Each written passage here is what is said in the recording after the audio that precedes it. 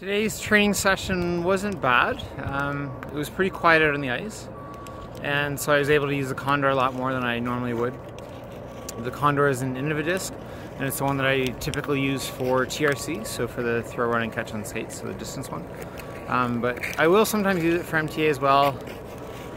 Just really all depends on the wind and the conditions. I have gotten my best MTA times with the Condor, but I've also gotten some really good MTA times with the Whammo Frisbee Fastback or the Hero Discs Extra as well, which is a fastback style disc. So just really all depends on the conditions, but I am definitely noticing my skating is a lot stronger.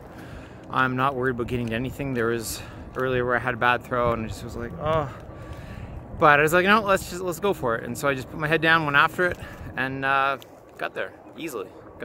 Was gliding actually. So that was cool. But the neat thing today, I just got out for about an hour or so. But I actually ran into Brian Charles, his wife, and their two kids. So Brian Charles' wife and their two kids. He has helped install the Raven Springs Disc Golf Course, which is just north of Sundre in Alberta. And he works at the fish hatchery there. So I met him last year at the Falcons Flight Disc Golf Tournament. So pretty cool to just randomly run into somebody that knows about disc golf, and she was asking what kind of disc it was and telling me a bit about the course. And yeah, so I'm going to talk to them. Hopefully I can go up and do some disc golf Frisbee clinics up near Sundre. Just get the word out, let the kids know, let the teachers know that there is a disc golf course close by. And just really it's all about getting to teach Frisbee to as many kids as possible. In as many areas as possible. That's really my goal. And it's been going well so far. So yesterday I was out of school, spoke to about 400 kids about unplugging primarily. Just only had about 20 minutes to talk to them, so I really talked a lot about devices and screen time. And technology is not bad, but conversation is better. And so really just encouraging them to spend less time in front of a screen, more time playing, more time hanging out with friends and family, reading books, doing Lego, things like that. And then I taught Frisbee all day. So apparently they were grumbling before I got there saying, oh, Frisbee is going to be boring because, they had an idea in their head of what Frisbee is, or they thought it was. And after the sessions, they are just totally hooked. So hopefully I converted a few more kids into Frisbeeings. And yeah, we'll maybe go back there and do some more Frisbee, help them get some good Frisbees.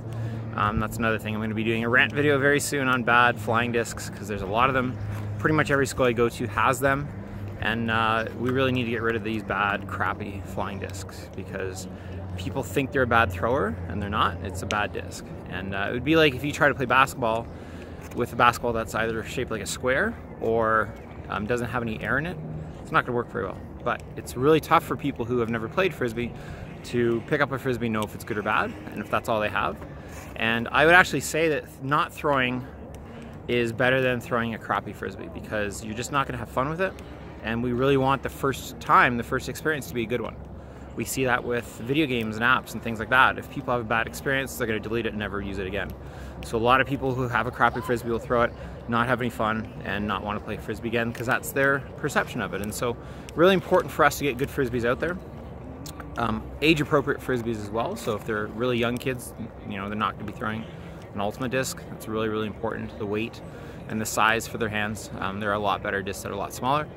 Check out more, frisbeerob.com, click on store. You can find links to where you can buy all these good Frisbees and good flying discs. But anyway, yeah, training here at Bonus Lagoon, super quiet today. The maintenance crew is doing some repairs on the building, so I wasn't able to throw around the building, which kind of was a bummer. Really enjoy doing that now. But it worked more on the throwing, more on the skating. So it's just really starting to dial it in now that I'm getting a bit more comfortable again, back in the groove. Starting to do some benchmarking as well. I'm going to be doing that over the next week, just figuring out what are some times that I'm aiming for, what are some distances that I'm aiming for, and trying to figure out those lines and whatnot. So hope everyone's having a great Wednesday, I guess. It's Wednesday, halfway through the week, so hope everyone's having a great day, and we'll talk to you soon.